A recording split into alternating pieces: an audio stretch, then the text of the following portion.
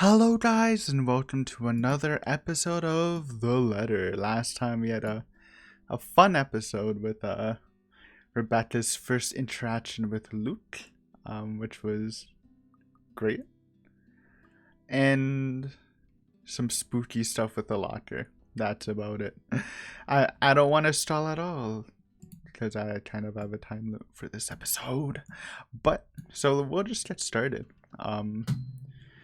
See what's happening. I believe we picked up some dinner, and we're going to Isabella to talk to her because she's been having some problems. This is this is the day where she had breakfast with Ashton and maybe kissed him. I still don't remember where that kiss was, but somewhere in that time vicinity. After having such an eventful day, anyone will think nothing will surprise me anymore. But here I am, standing at the top of the stairwell, watching an odd scene unfold before me. Relief crosses my mind first, followed by confusion. What is she doing there? Although given what happened this morning, the question feels a bit inappropriate to ask directly. What's important is Isabella's here, looking kind of pissed. She's sitting cross-legged on the hallway, just right in front of her room, with several papers folded scattered about. Each of them seems as important as the next. More than once, upon giving the scene a quick scan, I spot Bria Realty's logo at the topmost area of the pages. Everything considered, it looks like a mess made by a third grader working on crunch time. The landlady will have a few things to say about this when she finds out. I have a few things to say about this myself, in fact. But something in the calm, focused manner she holds herself at present keeps me from disturbing her with that reminder. She's going through each paper with this intensity. Her brows are furrowed, lips in a tight line, both hands moving in precise movements as she shifts through each sheet. When she finds something of note, she moves closer, nose almost touching whatever paper she's holding, and grabs her phone to call someone. Hello. Sorry to call you this late. There's something I just want to confirm, if that's okay. Yeah. Oh, okay. Thanks anyway. Not that one either. It's a cycle. She goes through call after call, then after the last one ends, she shuffles through the pile again and dials another number. Is it work? I've never seen her this engrossed with her own work before. Otherwise, she would have noticed my presence the moment I've reached our floor. After the 9th call, she still appears as oblivious to it as when I've arrived. When she lets out a loud sigh this time, I immediately take that as an opportunity to interrupt. Isabella, you know the house rules here. No, making a mess in the hall. At once her head drifts back and hits the concrete wall behind her with a thump. Ouch. There's the Isabella I know, glad it's still there. I allow her a moment to nurse it before speaking again. Becca, you're late. Yeah, I ran into a little trouble at the cafe. But I brought food for the two of us, if you haven't eaten anything yet. As anticipated, she grins once I raise the bag of food I'm holding. Yet it doesn't reach her eyes. There's nothing of the cheerful glint in it this time.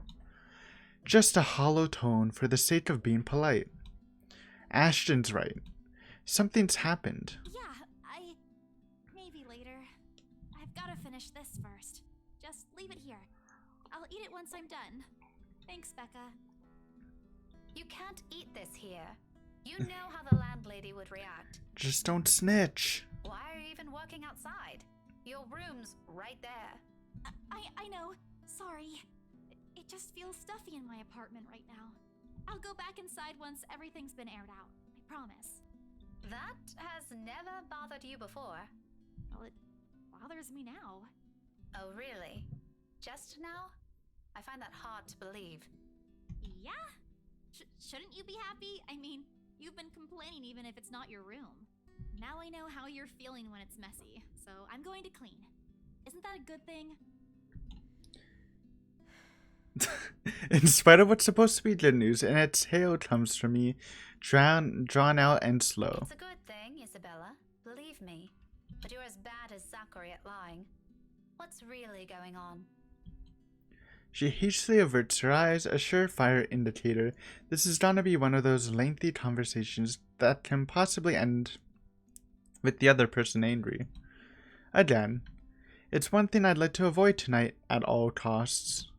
Still, I've made a promise to Ashton and Zachary. If she didn't talk to them, who else is she going to talk to? If she keeps this all to herself, who knows what might happen. Isabella, you can tell me. Is it about your family? A slight movement of her lips, although a frown. It's a reaction at least. I'm getting there. Rose? She merely shakes her head. Just a little more. Come on, I know something happened. I don't know if it's because of Rose, but I know it's related to her somehow. You weren't here when I visited this morning, and both Zachary and Ashton are worried about you. If you don't want to tell them, you can tell me.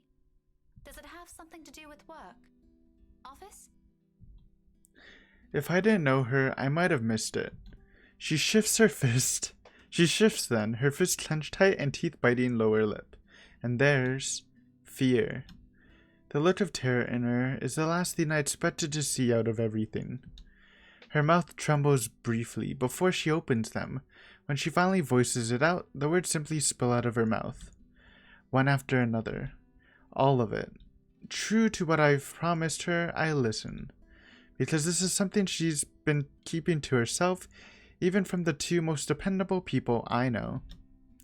The fact she chooses to tell me this speaks a lot to me. Becca, she was there again. Last night? In the office? Boss passed me all of Rose's Lurk load yesterday. For the Ermengarde mansion. I had to stay late to finish them all.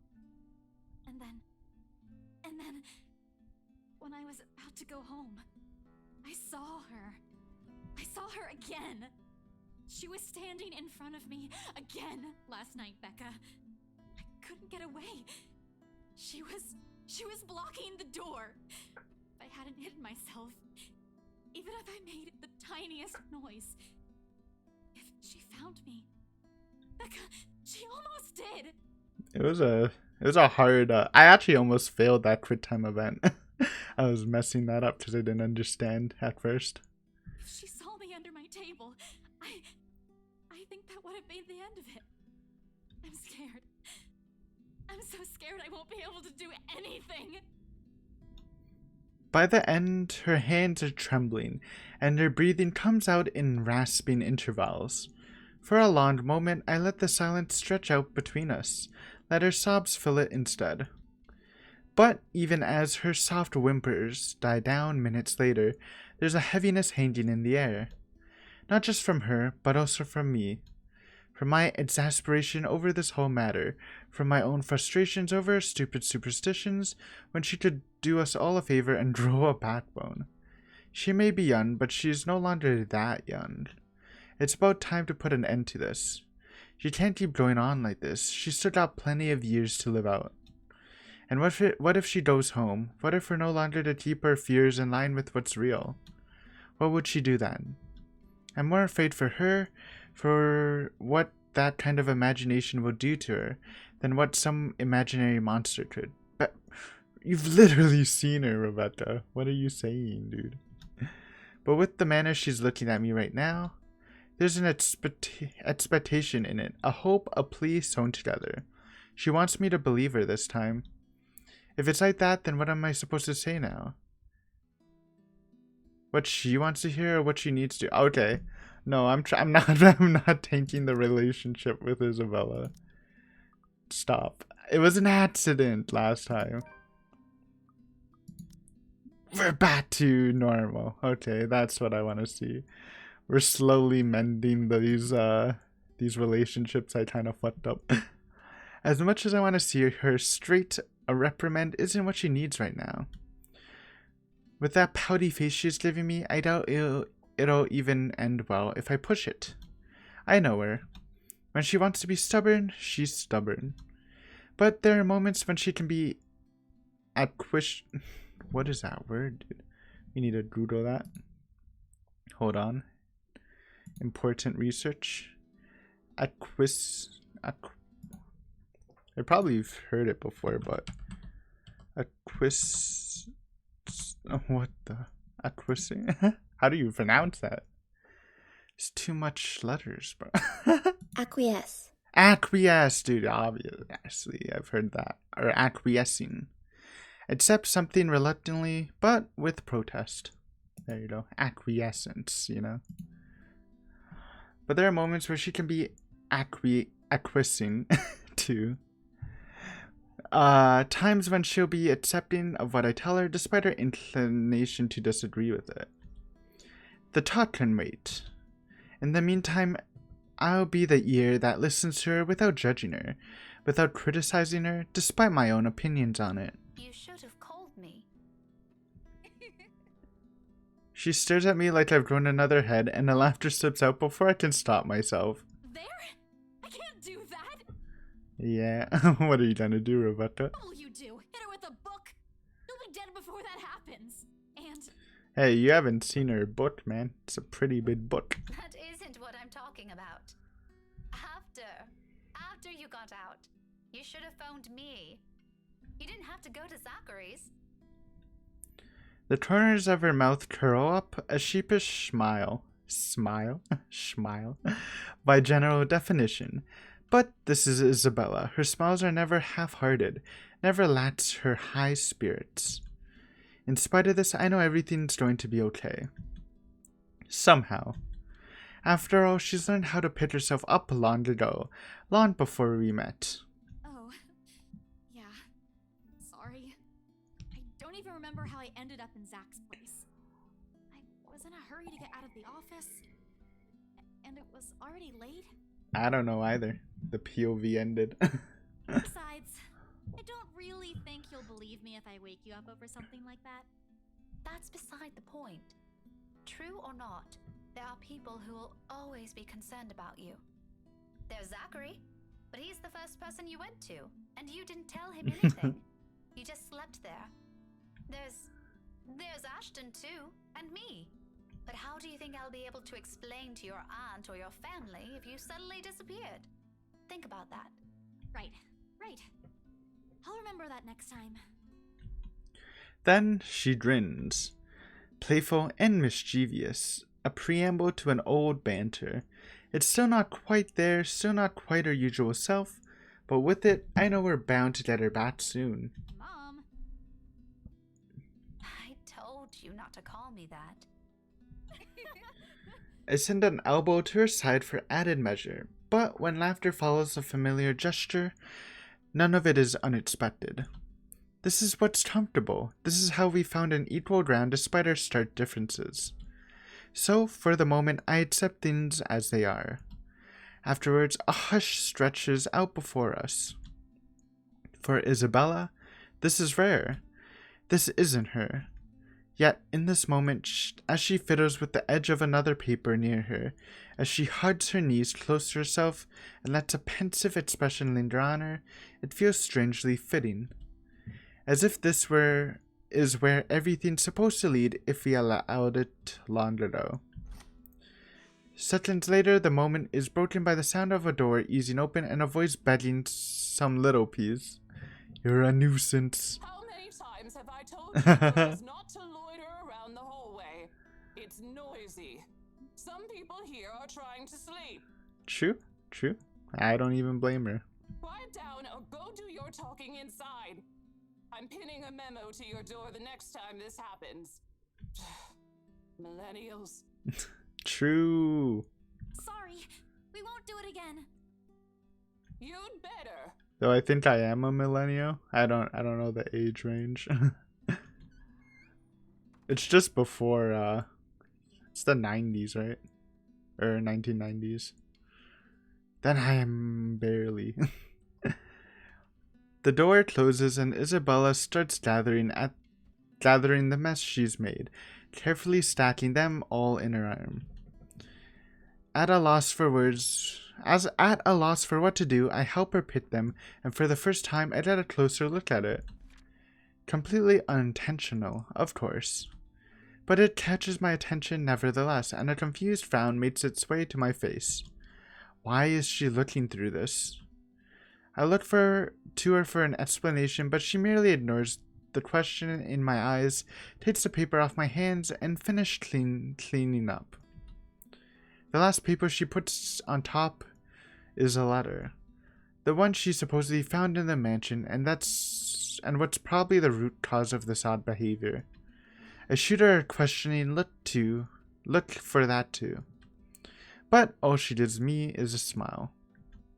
And in a halting tone so completely unlike her. Becca, I'll find a way out of this. You guys don't have to worry about me. Anyways, I should go. I'll see you later. Where are you going? Getting myself some food. Don't wait for me. We have dinner! Isabella walks away before I can stop her, before I can remind her I've brought food enough for the two of us. She quickly disappears down the stairwell, while I'm left standing in an empty hallway holding 2 bags of takeout. One of them will go uneaten tonight. Just an innocent passing thought. One that I don't dwell on as much as I head back to my room. New journal just dropped? Probably at the end. Yeah. Rebecca found Isabella going through several papers outside of their apartment. When the former asked why she didn't come home the other night, the latter confessed she saw the ghost once again. Before leaving, Isabella assured her friend she'd find a way out of this mess. I ignore all of it, in the same way I've assumed I won't ever encounter that douche again. New 27. Wait, yeah, we skipped a day, right? Yeah. The brief lull the past 2 days has offered The brief lull the past 2 days has offered is nice while it lasted. Or as nice as it can get with the worries of Isabella's whereabouts creeping up to me every now and then. She hasn't shown up after that last talk we had in the hallway, and the dinner I've brought had since been given to a different neighbor before it spoils. By all means, this shouldn't be anything to lose sleep over. She's gone on work trips before, usually for a day or two. This might simply be one of them, though, considering the circumstances. Although it's often with a message saying exactly where. But it's the dour note she has ended our last chat with that gnaws. Like an ugly premonition. And as expected, just as things start to settle, a steady rhythm finally worms its way back to my routine. Thursday morning brings further disturbance to the now calm waters. With little ceremony, though still enough to ripple through everything. In retrospect, I really should have seen this coming. Luxembourg is a small city, relatively speaking. Compared to, say, London or Glasgow, it's nothing but a tiny mass of land posting a mere population of 68,000. But those numbers alone are nothing to scoff at when standing in a busy street. And if you pay close attention, faces taking the crosswalk or riding the subway will soon grow familiar. How unfortunate out of that number it has to be Teal fucking Luke I encounter more than once. Oh, you know, a few problems popping up here and there, and the agents failed to tell us somehow. It's my boy, Teal Luke. Nothing a few hired hands can't fix, of course. I would have preferred a place near the city and something that's new to save us all the trouble, but darling wife insisted. Who am I to say no? You kind of wanted it after you saw all the space. Are you kidding me? His smudge head is the first thing I see upon turning into the hall, in spite of the small crowd of parents and students gathered at the corridor for primary's career day. It's not that he stands out, he's pretty unremarkable at first glance, frankly. However, it's his countenance that draws people's eyes to him. The manner he carries himself, with all the confidence in the world, his mere presence dwarfing everything around him. I'm willing to make a bet he's also enjoying the attention it garners him, especially the ones coming from the women. What an ass. A single glance at him and I know immediately that, one way or another, if we ever bump into each other again, my day will effectively be ruined in some capacity. He also exudes that air. The sort that makes you want to run him over with a lorry and pass it off as an unfortunate accident. With him, it's either you want to punch him or let yourself be charmed. There's no in-between. It's a good way to put it, to be honest. I would gladly do the honor of the former myself, but alas, there are people around us. Now I'm stuck having to face one of the two. I shouldn't have volunteered. Oh no. For, what did they say, primary day, which is just parent day, or whatever, where the parent comes in and explains their job. At the time, helping out sounded a good idea. I've no classes left today after lunch. I've opted to stay at the teacher's lounge and work on my lesson plans, but that means being left alone with our deputy head and his chatter. He's a good man, but crivens, he can talk anyone's ear off. So the moment an opportunity rose, I jumped on it. It's a simple task to boot. Just deliver a whole box of materials and a few posters for the event, maybe stay around to assist if time will allow it. I just wasn't expecting him to show up here. Out of the frying pan and into the fire. Had I known, I would have stayed and suffered through our deputy's impromptu speeches about his life crisis instead. But what's done is done. Going back is also out of the question. With how unexpectedly heavy the load I'm carrying is, I hate to let this for a trip back just because my pride can't take another second of interaction with the guy. He's insufferable, alright, but I've had my fair share of dealings with teens of more or less the same temperament, or considerably younger than him, and they listened. If he wants to be difficult like last time, so be it, but he can bet his sorry English ass I'm not standing down. Left with no other choice, I braced myself and sucked in a breath, mustering every bit of patience I have as I step into the hall. My grip on the box tightens when I pull it closer to me and attempt to assure a low-key air as I amble towards the room. The box is not big enough to hide my face, even with the stuff piled on top, but if all else fails, I can just hit him with it. Still, a small prayer forms in my head. If there's even one listening out there, please grant me enough restraint. Better yet, I hope he doesn't notice me at all. That'll definitely make my life easier. Seriously, how hard can it be? He's standing a few ways from the door, and there are plenty of people between us to use for cover. If I'm careful, I can just go in, hand in the stupid box to whoever's in charge, forget every plan of staying longer than necessary, and step out as soon as I can. Easy as pie. But, as luck would have it, the exact moment I reach a room's threshold, someone barrels towards me. Oh, is it Kylie? Yeah. For some reason, I just imagined freaking Luke just running up to her. But no, it's Kylie. That would have been funny, though. She latches onto my waist before topping the sudden commotion with a gleeful squeal. I knew it's you! The force of it nearly throws me off balance, sending the item stacked atop the box tilting dangerously to the sides.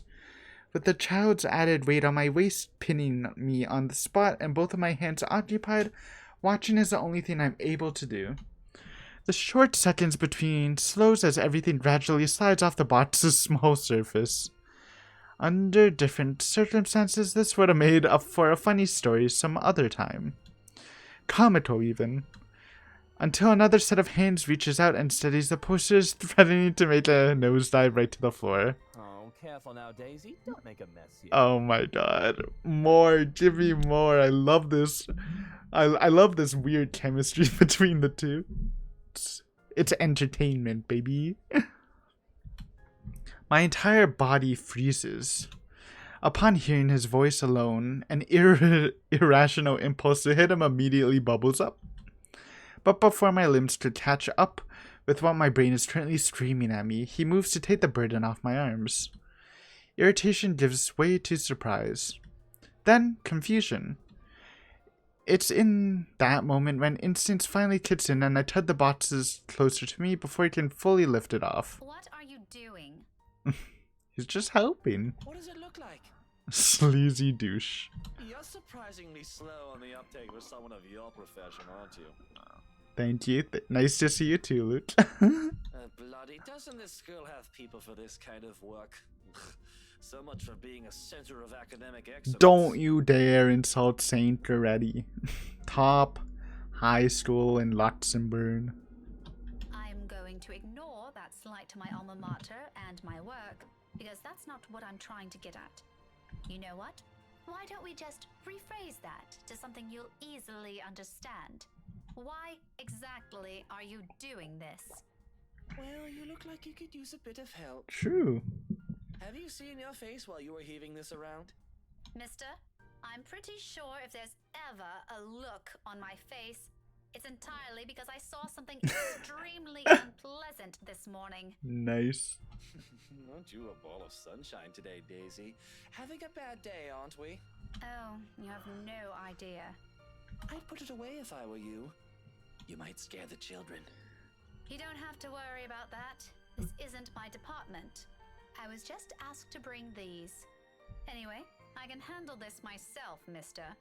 The room's just right over there. Behind you, in fact. Now, if you could please move over and make way, it would do the whole world some good. Keeping my voice level throughout is a miracle in itself, but regardless of how polite my request is, he doesn't budge. Did what I've just said merely fly over his head, or are my choice of words really that difficult to comprehend? Surely it shouldn't be that hard. I think he might be a little touched in the head. Jesus. I'd like to ask him that, actually, but Kylie chooses that instant to pipe in. Don't worry, Miss Pink. Tio's strong. You can leave this to him. Thanks, Kylie. My papa does it lots of times, but I'm not allowed to talk about it to anyone. What does that even mean, Kylie? This sounds so sketchy. Is it just lifting? Oh, letting Tio. I bet it's letting Luke lift boxes for him. Tio says it's Confidential, Munchkin. That's right. Tio's smart, isn't he, Miss Pink? Luke loves getting gassed up. I'm still of the opinion that he's always a piece of shite. But I must admit, his goddaughter's excitement is contagious, as always. A smile makes its way to my lips. She has yet to budge from her place, though, to be honest, I'm starting to lose some feeling on my stomach with how tightly she's around her, how she's wound her arms around it. I'm sure he is, Kylie. But I'm also sure he'll find better use for it elsewhere. Like helping you out. Oh, well, that's one thing, but You heard the kid. Just give him it. What's the big deal? It's being a little silly at this point. no one's asking you. You wound me, woman. Woman. And I'm quite certain I can do more damage than that. Shall we give it a try? Again? He pales, stammers for a bit until he ultimately decides against saying anything and settles for a brief show of discomfort instead. He's probably having flashbacks of the last time we met. His composure when he finally regained some of his bearings says it all. It's nothing short of hilarious if I do say so myself. I'll have you know that threats never work on me, Daisy. Daisy? Not in a million years, not ever. You're assuming it's a threat. How cute. That too. I'm not scared of you. Just because you landed a hit. Uh-huh. Do go on. Keep telling yourself that. It was a fluke, you hear? I was caught off guard and your damn book left a dent. If I end up in a hospital because of what you did, I'm sending the chief of Luxembourg police after you, woman. You don't say. Just give me that bloody box. He snatches it out of my arms before a single word of protest exits my mouth and quickly disappears behind the classroom. Not that it matters who brings it in now, my prior irritation has already melted into amusement. He's not so bad once you figure out how his temperament works. It's almost similar to a child. Though I still have to ask. Kylie, did your Tio eat something bad before coming here? Oh. He's unusually nice today. So this is the 27th. Is this when... I don't know. No, it's not the party yet. It's not, I don't know. I thought it might be the day when he, or past the day when he learns that he's gonna be a father. A far-fetched idea, I know, but it's the only reason I can think of why this arsehole is suddenly acting like a decent human. He's quite frankly far from being. Okay. First and foremost, we didn't end our last meeting on a good note. If I were him, I'd avoid the very person who put a dent on his skull, as he so aptly put it. Why is he acting friendly 2 days later? He always is. But I made him promise to be extra nice to you since you helped me so much. I think you're gonna be great friends. Yay. I quickly stopped the urge to groan loudly or jade like that. He's the last person I'd ever want to be chummy with in this whole city, but Kylie doesn't need to know that. Are you sure it's not something he ate during breakfast? I gave him some jelly babies this morning. Jelly babies. Really brought me lots of them. Mama said I should share, so I offered half of it to Tio when he picked me up. He likes the black ones. Oh, that's probably why he's weird. Jelly baby overdose. Jelly baby overdose.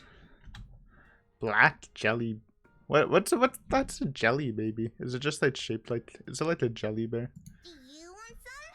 I've got more. Wait, I'm thinking of a gummy bear, not a jelly bear. I couldn't play Melody or Takako this morning, but I'm sure they'll be fine sharing some of it with you. Melody and Takako. No, I'm not really very fond of them. I was just asking. Oh, where's your mum, by the way? Out of town with Papa.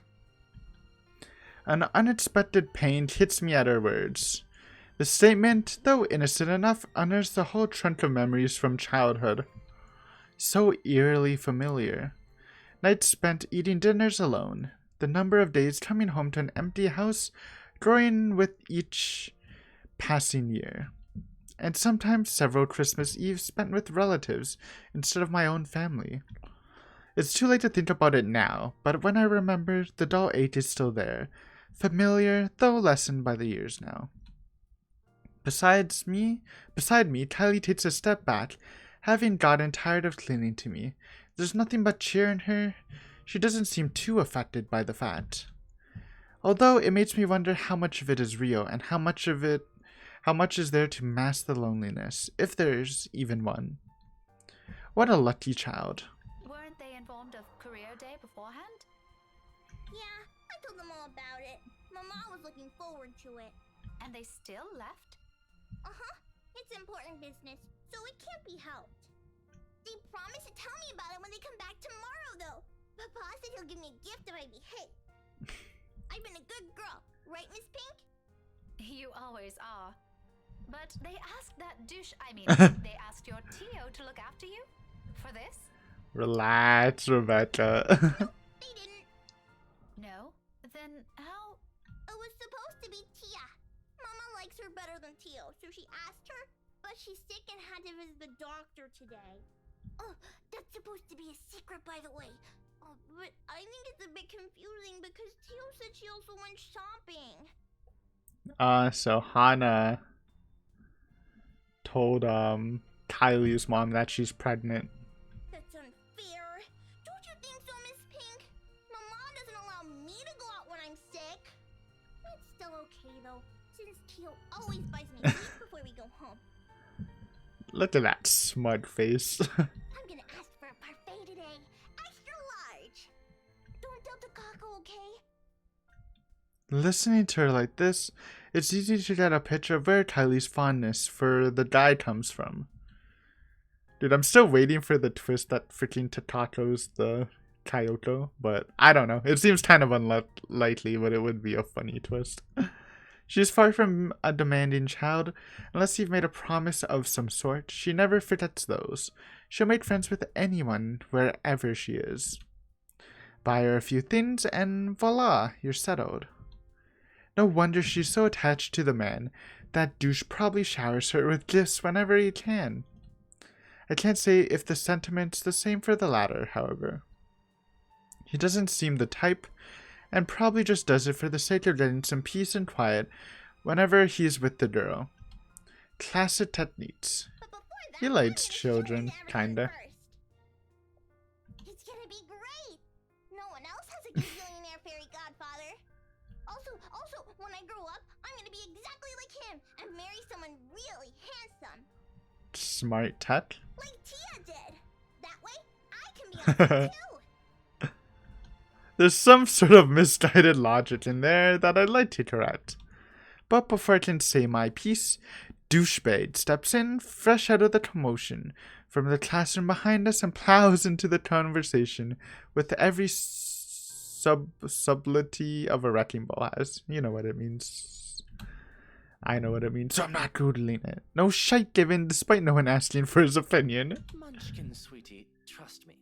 You don't have to marry someone for that to happen.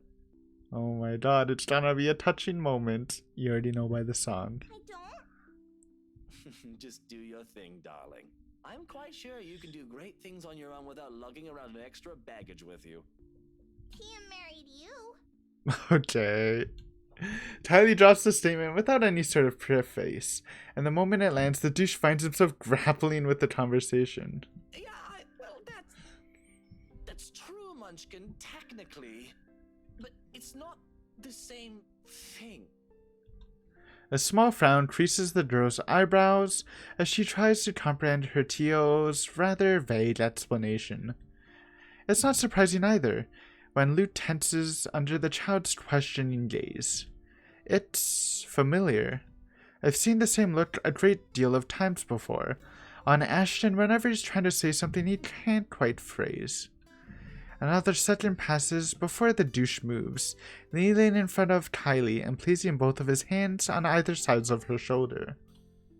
Kind is the last word I'll ever use to describe the man, but in this minute, there's a smile on his face I can't place. Tender by all means for someone as obnoxious as him. It's a curious thing to see, if not a bit odd. Listen here, sweetie. Tia was already a great person before she met me. She is? But I don't see her doing anything. She's always at home. She's just straight chilling. Not always, Munchkin. Did you know she's really good at numbers? True. You're good with them too. You helped me with my homework once. Well, Tia's much, much better than me. She used to do maths with big numbers. Yeah, like 100 plus 100. Oh, It's a lot of numbers. What, millions? Are you insane? No. Gazillions. And she Gazillions? good at it. So much so that her dad let her manage anything that had to do with it. That was even before she met me, too. Does that mean she's better than you? Oh, leagues, Munchkin. In numbers. Way, way better than I'll ever be. For some reason, I don't think he's talking about his wife's mathematical prowess, as his voice trails off. In fact, if I had not been paying closer attention, I wouldn't have noticed the change in him. The slight shift in his smile, from one that's tender to something wistful, like remembering a memory he has always been fond of, but has often kept to himself. And at the fleeting glance of it, a tiny, insignificant part of the world somehow also shifts. Opinions changing, impressions moving. You know what? Why don't you ask Tia next time you have homework, hmm? Okay, next time I'll ask her to help out. See? No need to marry a good-for-nothing bloke. Can I also tell her to not stay at home anymore? If Tia's good at it, I'm sure she can help you out too. And Papa. He computes a lot of numbers too. Tia can help him. You go do that. I'm sure she'll love to hear it, Munchkin, even if it's been a while since. Another silence from him, Then, without missing a beat, he turns Kylie around and lightly pats her shoulder in a gesture to end their conversation right here and there. Probably before he can say other things he's never intended to say or a child is not meant to hear. But off you go first. The freaking smug Kylie look. And she looks freaking giant, dude. I think I saw your friend run off to the other classroom. The one with the pigtails? Go say hi to her. You still have those jelly babies to give her, yes? Alright! But wait for me, okay? I've got loads more to show you. They put up my drawing on the bulletin the other day. I'm gonna take you there later. I'll be back. Okay, bye. She soon disappears behind the small crowd, none the wiser to the sudden change in the mood around her. Luke straightens as soon as she's gone. The expression on his face grows less kind now that there's no one to reassure. Despite that, a chuckle still escapes me. His head quickly snapped at me, an accusing glare clear in his eyes. Although it's less threatening now considering what I've witnessed earlier. Funny how one person's impression of someone can easily change with that minute detail. Why are you laughing like that? Don't mind me. I just saw something surprising today. Don't let it bother you. You know, putting it like that won't make me any less inclined to ask. What is it, woman? Stop addressing people as women. If this is another one of your threats, I've already told you it isn't going to work on me. That good teacher act isn't going to fool anyone. What makes you think it has to do with you? I could have just remembered something funny. Not everything in this world revolves around you, mister. I am not daft, Daisy. It's on your face for all the world to see. Now, say it so we can be done with this stupid talk. I let out another laugh, more to delay than to express any sort of amusement over the matter. In truth, I don't know where to start. One wrong move, one wrong word, and I might offend the man. He's childish enough for that, even if what I'm about to say were just mere honest observations. Maybe the top? I think he likes that. This kind of sounds like mean. Boosted! Luke 100% bond with Rebecca soon. Well, regardless of how he reacts, it's not like it'll have an impact on anything between us. I've no plans of getting too friendly with the man, though he might have some good points to emphasis on might. The best treatment I can hope myself to give him is to stop thinking of him as a sleazy douche. Besides, after seeing that look on him, I figure someone like him can use a little compliment here and there. He probably doesn't get it much considering how coarse his own language can get. Can't you act a wee bit polite for even a second of your life? It won't kill you. You'll easily get answers that way, you know? Instead of demanding things from people like a temperamental man-child. I'll be nice when I want to be, woman. Don't tell me what to do. And here I was just thinking how you're doing a brilliant job as Kylie's guardian. Was I mistaken? Was I mistaken? What? Sorry, I didn't catch that. Stop playing dumb. I hate to admit it, but you actually seem to be good with kids. Possibly even better than most of the teachers here. What do you know? I've expected him to just take it all in, bloat his ego more, and even brag about it. Instead, what I get from him is a sound resembling a squawk. Or maybe that's him choking on his own pride. I can't tell above the hubbub surrounding us. But when I glance at him, only a mortified expression on his face. No. Nope. No? You should be proud of yourself. At least there's this one good thing about you. Isn't that nice to hear? Pretty sure not a lot of compliments get thrown around about you, knowing how you are. There are a lot of good things about me, Daisy. My hair, for one. There's also my extraordinary good looks. Wax lyrical about those all you want. I'd be happy to hear it any day. He does have good hair. You gotta give him that. Praise anything Look how about full it me. looks. What is so repulsive about it? Even Kylie likes you. Shouldn't that tell you anything about yourself? Kylie is one kid, not even my own. Trust me, you do not want to see me bring a spawn of my own into this world. This will be an abomination. What the? Is that what you keep telling yourself? Maybe. Is it any of your business? No. But if I didn't know any better, I'd say this is because you yourself think you're a little piece of shite and somehow it'll pass on. True. It doesn't work like that, by the way. The last remark just came out. There might be a sliver of truth in it, but I shouldn't have phrased it like that. Even for my own standards, or the kind of person I'm talking to, it's still quite rude. An apology is already at my throat, but the minute I open my mouth, all of what I've prepared myself to say dissipates. Lost in the moment in front of me. He turned the gaze outside, staying at some point past the building, blocking the view of the sky, equally lost in his thoughts.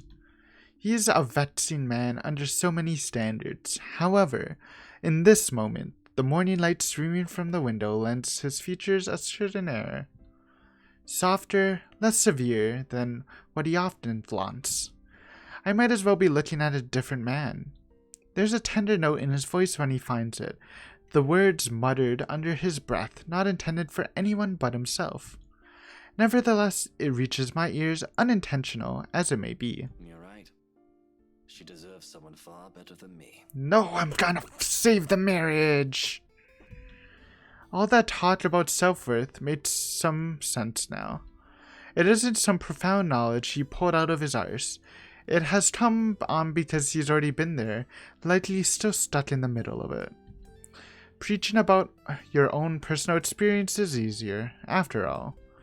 Less room for mistakes, more for a dose of self-loathing. I wonder if that's why Rebecca cheers Hannah on to try to save the marriage.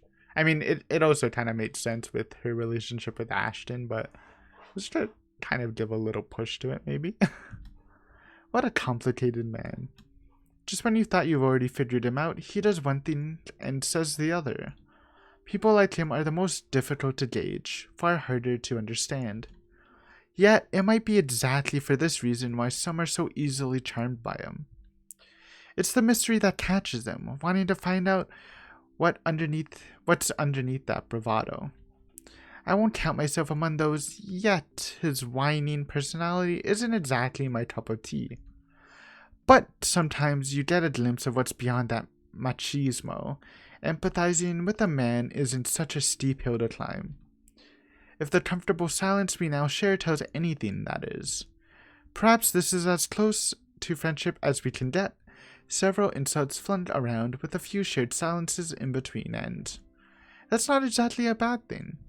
He's not exactly a bad guy either, despite the awkward start we've had. Maybe it's for this reason that I can resist throwing in a little comment to lift his mood before leaving him. You know, Luke, you're not such a bad person. Is that supposed to make me feel better? I'm touched, Daisy. Take it how you will, but a little attitude change would help. A lot. Ah, bollocks. Right, of course. Let me know when you're done with your lecture, ma'am. And you can probably start by not leaving your wife out while you're having some quality time with your goddaughter. Who knows? Maybe that'll help change how the child sees her. Where did you even get the idea I'm leaving my wife out? Have you ever even met? No, but I did see her with you two last time. That's the spook. His indifferent expression quickly dissolved into a confused scowl while I meet it with matching perplexity. It has only been 2 days, surely his memory isn't that bad. What? When was this? At the cafe, after you left. She was sitting right beside you. Kylie was at the back and you were driving. Daisy, are you sure you haven't accidentally hit yourself with your own book? Because that damn thing's quite thick, and I'm really getting worried about you. It has only been a few days, and concussions can be dangerous. I suggest you have that checked. Well, you asked. I just answered. It's pretty rude to make her wait like that, by the way. How can I make her wait when she's not even with us? What? It was just Kylie and I that night. Dun dun dun! Now you're just pulling my leg. Luke exhales, long and drawn out, his impatience rapidly changing the companionable air around us. In the face of it, I tense. I've accidentally stepped into another minefield. Any chant that I've had with him so far has been like this. Why this still surprises me, escapes me, but above my worries of offending the man is my own bewilderment. I remember well enough what I saw that night, yet he says something completely different. Wifey was out with Kylie's mummy that night. She wasn't with us. How do you think I ended up on babysitting duty? But in the front seat. And Kylie's. Miss Pink!